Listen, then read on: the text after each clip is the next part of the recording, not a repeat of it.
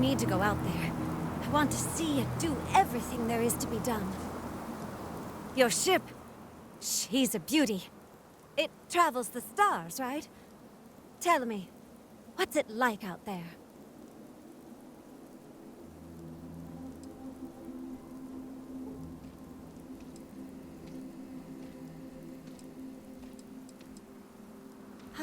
That's just how I imagine it. My name's Amelia Earhart.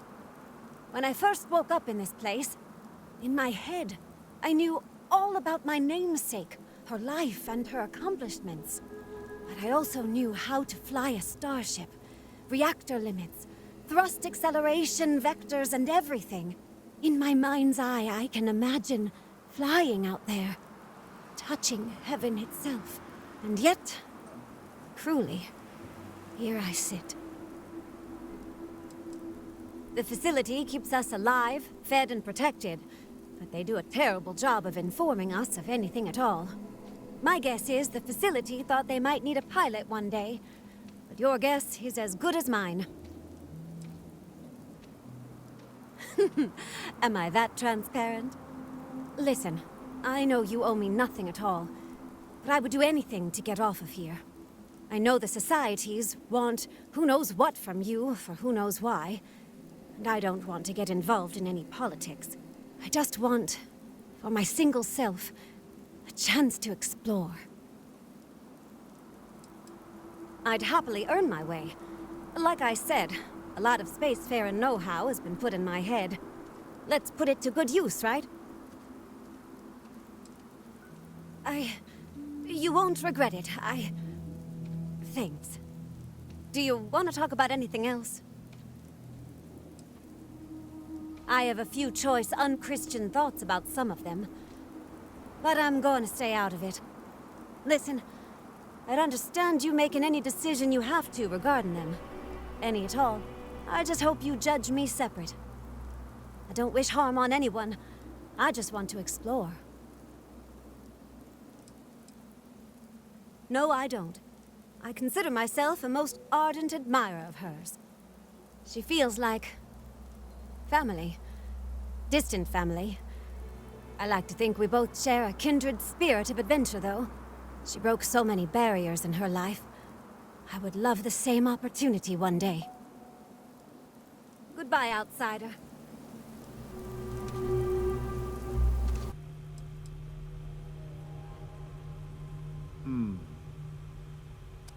A tough but fair question.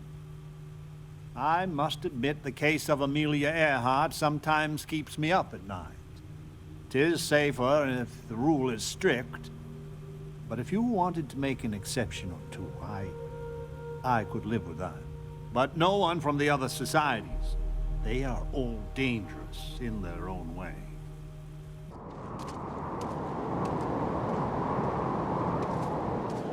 Please, outsider. Don't leave me here. You've taken the Crucible by storm, haven't you? Now that Roosevelt's the admin, I'm in the clear to hightail it out of here. What do you say? Will you take me with you? Yes, everyone gets one. I told you when we met that I'm steadfastly apolitical. I intend to stay that way, if you don't mind. I'll do my best. Like I told you before, I woke up with all kinds of knowledge about how to fly a starship. I'll make a great co-pilot. Don't you worry. Golly, thanks. You have no idea what this means to me. I swear you won't regret it.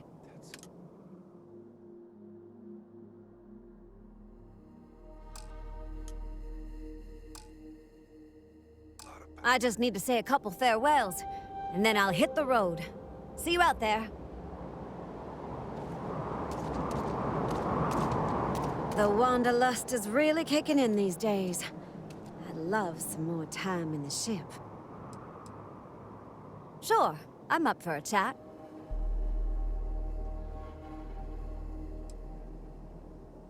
Oh, I know plenty. If she's anything like me, her favorite color's red, she doesn't like coffee, and she prefers her hair short. I'm just pulling your leg, Captain. Amelia Earhart was a famous pilot from the United States. She was the first woman to fly solo across the Atlantic Ocean.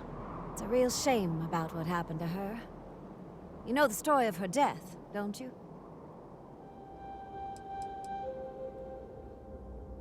Gosh, it's a real sad story. She died during one of her flights.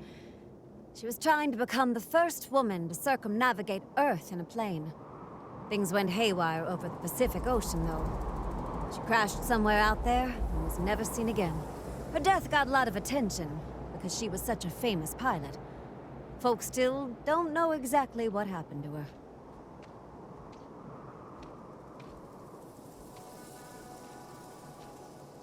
Pilot's worst fear has got to be running out of fuel over the ocean. I can't imagine how scared she must have been the last couple hours she was alive. I actually think it's a real shame her death got so much attention. She had an inspiring life, too. Most people don't give her enough credit for it. But I guess that's what happens when your disappearance turns into one of history's greatest mysteries.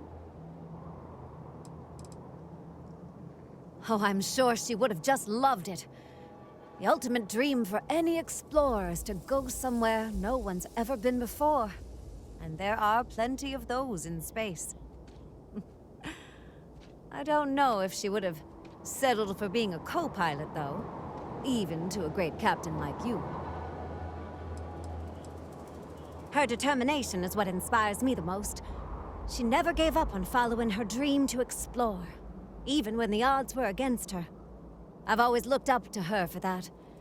It's what inspired me to ask you to bring me along on your trip, even though I'd never left Crucible before. You'll get a kick out of this. She was friends with Eleanor Roosevelt, Franklin Roosevelt's wife. Roosevelt actually recognized me when we woke up on Crucible. The two of them shared a lot of the same views on women's rights. Amelia believed women were capable of just as much as men, and she fought to prove it.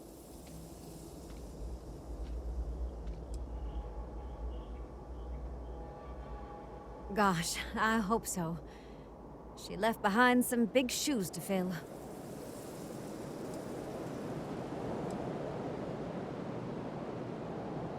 You mean her disappearance? You know, Roosevelt once asked me the same question. Sorry, but I don't know any more than anyone else. I've heard plenty of batty theories, though.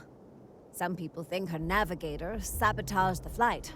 Some people think she survived. Some people even think aliens did it. As for me, I think she died in the crash. Lord knows flight instruments back then were shaky at best. I think she went down in the Pacific and was never found.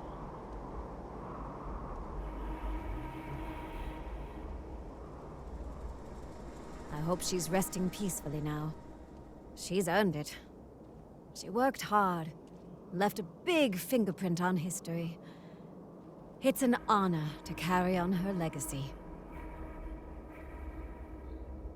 What a coincidence. I have a few answers about Crucible.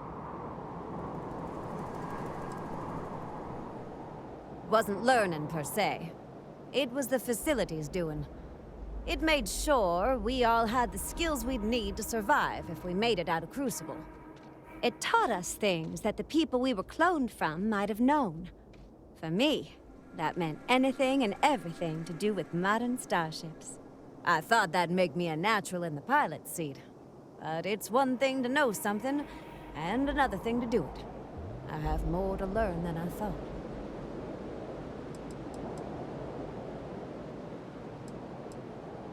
Think of it this way. The computer taught me what G-forces are, but it couldn't teach me what it would feel like to experience them in the cockpit. Technology's changed a lot since the Galathea left Earth, too. It seems like most of what I know is a tad outdated. Maybe that suits me, though. I am a relic of ancient history, after all. Not a lick. I didn't have access to a starship until you showed up at Crucible. I'd never even been to space when we met. Well, not that I remember. Technically speaking, the Galathea spent a couple centuries in space with my data on it.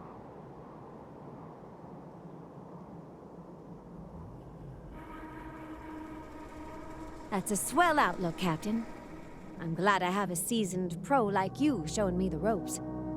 The real Amelia had a lot more training than I do, and things still turned out rotten for her.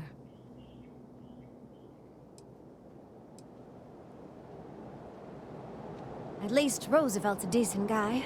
I trust him to not go blowing away any cities or toppling any governments.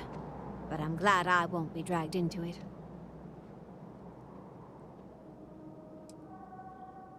As far as I know, yes.